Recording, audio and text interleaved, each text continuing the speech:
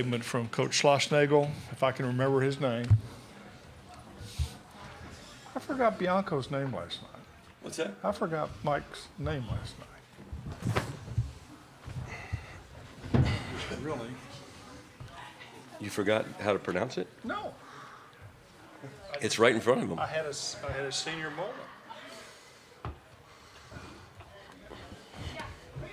We'll wait for Nathan.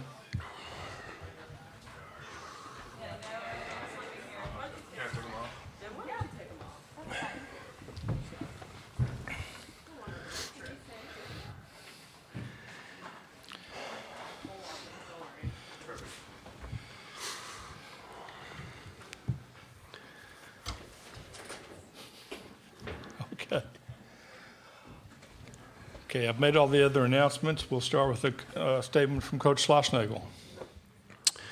Thought it was a great ball game. Obviously, Nathan was just outstanding in every sense of the word.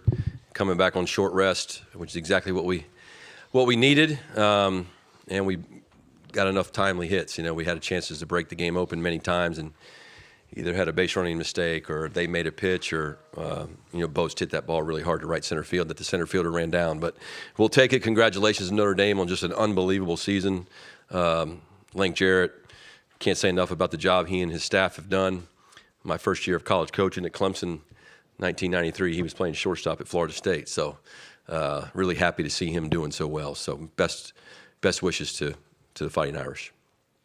Okay, we'll start with questions just for the student athletes, and why don't we start back here with Mitch, Mark? Mitch Kutcher, CWS 247. Nathan, how were you able to rebound from a rough start in Game 1 and have a strong outing today? It was tough. It was for sure. I'm not gonna lie to you.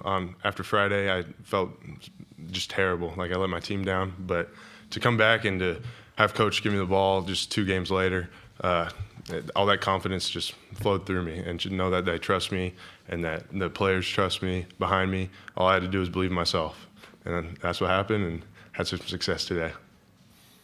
Okay, Olin. Yeah, Olin Buchanan, Tech Zags. Nathan, what was the conversation like with you and Coach when he told you that you were going to be starting? Yeah, he just told me straight up. He was like, "When do you want to go?" And I told him whenever. He's like, "Well, we need you tomorrow," and that was yesterday. So he told me I was going today, and I was like, "Let's do it. Let's go. I want it."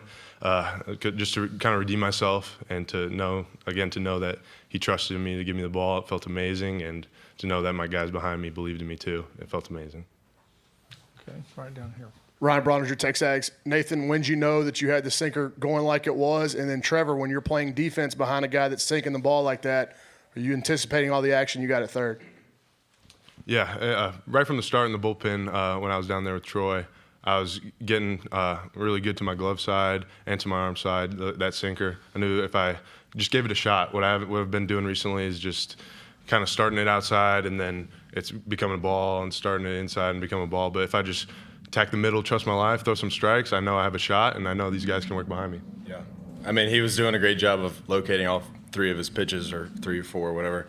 I mean, I would look up on the big screen and just see guys just completely swing over his sinker. You know, he was starting in the right spot and was finishing in the right spot. So they obviously didn't have fun with it. It's fun to play behind that because, I mean, you're going to get a lot of rollovers like me and Cole did today. And we know he's on. We're going to get a lot of plays, and I mean, the whole team's feeling good when Denver's going. So, Zach Taylor with WTAW. Nathan, how much in your scouting did you know about these Notre Dame hitters? It seemed like they were pretty aggressive early on. So, how much did that factor in when you were facing them today? I didn't know too much about them, but just in the little scouting report, I knew we talked about it, that they were going to be on swing and they're going to be aggressive on the base pass, and they're going to be. Yeah, they're out to punch you right in the face. But if you just attack and let them swing over my sinker and stuff, I know that I was going to have success, and that's what happened today. Get back here. Ben Peck, KAGS. Trevor, Coach talked yesterday about how if y'all could get a nice pitching outing like Nathan gave you guys, it could potentially really help the offense just kind of get back out there after a quick inning, quick 3 outs, and get in that rhythm. Is that something you feel like with the guys did kind of help your offense, especially those, 3rd, 4th inning? Yeah, 100%. Like, when Detmer's out there rolling and we're spending, 5 minutes on defense, I mean, it saves a lot of energy, and you get right back on them and keep the pressure on, Notre Dame, and that's what we did all day, and I think that's what helped us be successful and get the win. Okay. Any other questions? Yeah, back here in the back. I can't see. Yeah, Pete. Pete LaFleur, College Baseball 360. Question for either of the players. Obviously, Coach has been here a lot and has navigated the losers bracket and whatnot. Can you just tell us how the past few days have gone for you guys in terms of approach, handling the pitching, and do you feel like his experience kind of transferred over to you and gave you confidence? Trevor, you start. Okay. Yeah, I mean, we just talked about, a couple days ago before our first elimination game that we're just going to win one game at a time and don't let the Aggies win one. And, I mean, at this point, we're on 2 one-game win streaks, and we're feeling good and confident and ready to take on OU again.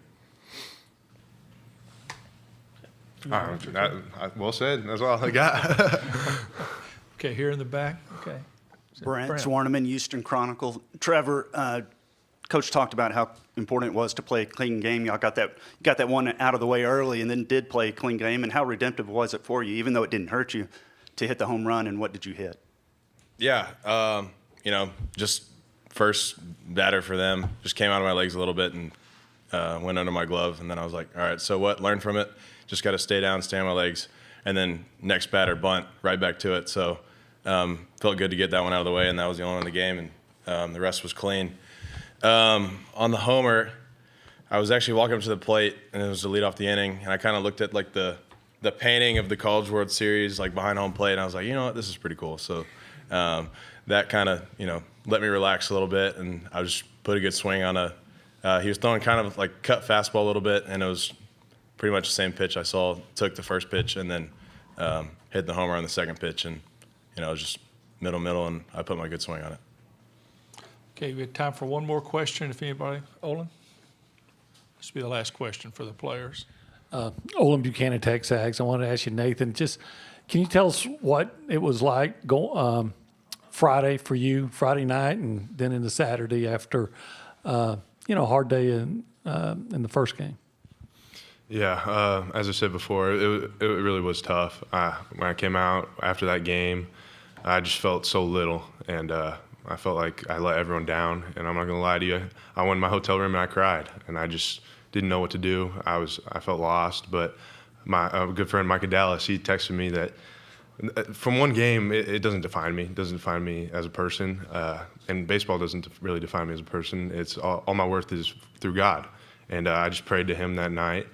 And he just told me that that's not my story, and he's got a plan for me, and that one game wasn't it. And sure enough, I just had to trust in His plan. I know He had a plan for me, and had success today, and it was awesome, great feeling.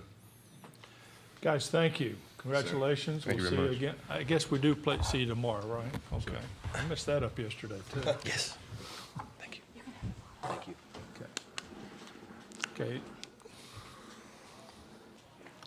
Thank you, man. And we'll start again with, we'll start over here with Ryan. Ryan Browninger, TexAgs. Coach, did you have Moo Menifee diving for an out on your bingo card today? No, I didn't, but I had the pitch before. I looked back at Coach Yetzke and said, we can pick this guy off. He's not paying attention to what's going on. And normally, they're not looking to run, but, Menifee's, his pickoff move, it's a weapon. So you'll see us do that every now and then. We're trying, obviously if the guy's running, but it's also if we're trying to steal an out. And it wasn't the most beautiful rundown, but, Moo, he got it done, And then we had to take a timeout so we could clean up a little bit. Olin? Olin Buchanan, TexAgs. Jim, why Nathan? Well, I just felt like, he'd only thrown 44 pitches. I didn't like the matchup if we were going to throw Prager. You want to be left-handed. I mean, OU's a great team, whether you had a right-handed pitcher or a left-handed pitcher, but I think you'd rather be left-handed against them as much as you can. And obviously we want to win and stay here, but also I'd like to win the thing. And I felt like if we're going to have a chance to win the College World Series and pitch deep and still be playing on Sunday or Monday, Detmer was going to have to pitch twice, and the longer we waited to start him, the less likely he would either be able to do it or he'd have to do it on an even shorter rest. So the fact that he had only thrown 44 pitches on Friday gave us an opportunity to do that, and him being a sinker ball guy, usually those guys, they sometimes can be a little bit better on a little bit shorter rest. And so that was the thought process. I honestly didn't think we had an option. I thought that was the only option if we were A, going to try and beat Notre Dame, and B, try to win the College World Series, which we're a long way from that. But do you understand what I'm saying? Like, if he's going to pitch twice, we needed to get this, or 3 times in the series, we needed to get the middle one over with. Okay, Mitch. Mitch Kutcher, CWS 247. Coach, what was the issue with the mound in the 7th inning? Yeah, I think, no disrespect to the grounds crew. I think the mound's been an issue throughout the course of the week. I saw, is it Preston Johnson? Is the pitcher for Ole Miss last night? Brandon Johnson. It fell down. Our guys were complaining about it. I think it's really dry. There's some holes. I don't know if there's different clay or something, what's going on, but it's been an issue. Okay, Zach. Coach Zach Taylor, WTAW. When you look at the 3 games that you guys have played so far, would you say that this was the best defensive effort that your team gave so far? Sure. Yeah. We had we punched out 8 guys. Obviously, Trevor had a really nice game. Nobody's asked yet about the Menifee first and second, nobody out, and we get the 5-3 double play. So yeah, I thought it was our best game. Certainly wasn't our best base running game. There was a few things there. Some I'm okay with, some I'm not. But I thought, it was our, in terms of pitching and defense, by far our cleanest. We walked 2 guys, and hit 1. So I thought, we did a better job of limiting free bases. Kendall Rogers, D1 Baseball. Jim, I know you kind of feel like you have unfinished business, but to get in college baseball's Final Four in year 1, that's a pretty high bar. Yeah, it's pretty awesome. Super proud of the kids, how far they've come from, not just the beginning of the season, but, this time last year, we didn't have a coaching staff. A third of this team wasn't even Texas A&M Aggie yet. We were still recruiting out of the transfer portal, and you look up a year later, and you're playing.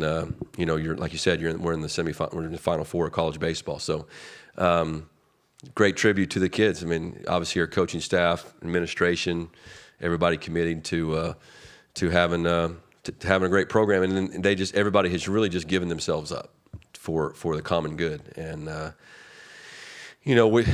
this team, whether we win or lose the rest of this thing, they're going to be remembered for a really long time. I think they brought a lot of excitement back to Texas A&M baseball, and people are fired up.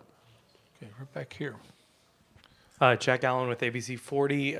Coach, obviously Nathan put in a solid outing, but in terms of the length that he was able to go and the amount of innings he was able to eat up, how much does that help moving forward? Obviously a ton. We got to play 3 games in 3 days, I think. Correct? I think that's the tournament. So anybody that saves every possible pitch. Palish ran in the bullpen. I think he threw a couple. Hopefully we didn't use him too much. We're certainly going to, now we're at the point where, Dallas has pitched. He's not obviously going to be able to pitch anytime soon. Detmer's obviously done for a while. So this is that point that every college coach talks about all year long, where now you need something from somebody that you haven't gotten, right? Whether it be a Prager, whether it be a Wyatt Tucker, some other guys down there, Will Johnson, are going to have to give us extended length to have a chance, and we're going to have to score against a great team. So all I know is our guys, we've been backed in the corner all year long, especially with our pitching situation, and we just keep fighting. So I know it sounds cliche, but that's all we can do. But Nathan definitely gave us some breathing room by going 7 innings. Okay, Molly, who you got? Oh, Brent Zwarneman, Houston Chronicle. You've seen the passion of this place. You had seen it before. Is it hard for you to believe that you now have half of the Aggies College World Series victories in their appearances in history? Yeah, I don't think much about that. I don't know the past history. I know that the program's been awesome. I respect how hard it is to get here, right? So Coach Childress had a phenomenal run. 13 straight trips to the NCAA tournament.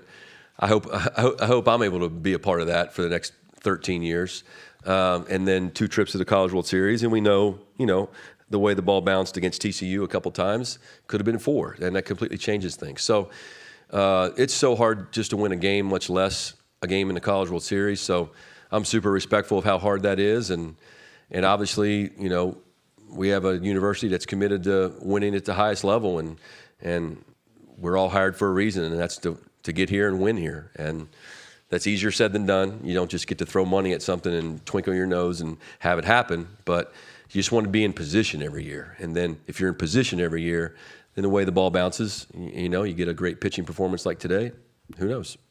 You can stay here for a long time. Okay, last question for Jim. Ben Peck, KAGS, Coach, that second inning, top of the second inning where, you know, got the call strike looking and then the base running mistake, it seemed like that could have potentially been a momentum change in the game, but obviously your guys responded well. Just did you say anything to the guys? And if not, just what pleased you with how they kind of responded to that situation? You're talking about when Bose at second base? Yeah, I mean, we thought we had something on the starting pitcher. He actually did exactly what I wanted him to do. I think that was the first time, at least on video all year long, that Simon, is that what you say? Simon, it's the first time all year long, at least on video, that he's run that little inside move. Normally when he doesn't look at second base, he pitches. And so we talked about in the scouting report, and he did exactly, so they got us. So, you know, that's a baseball play. And those things happen in baseball. We was 1 out, we had just punched out. We're trying to get to third base with 1 out, and we want to play offense offensively. I didn't think that was a reckless play. The fly ball tag up, that whatever that happened there, that was, I'm way more upset about that than the attempt at a stolen base. Jim, thank you. Yeah. See you tomorrow afternoon. All right. Reminder that the locker rooms are closed.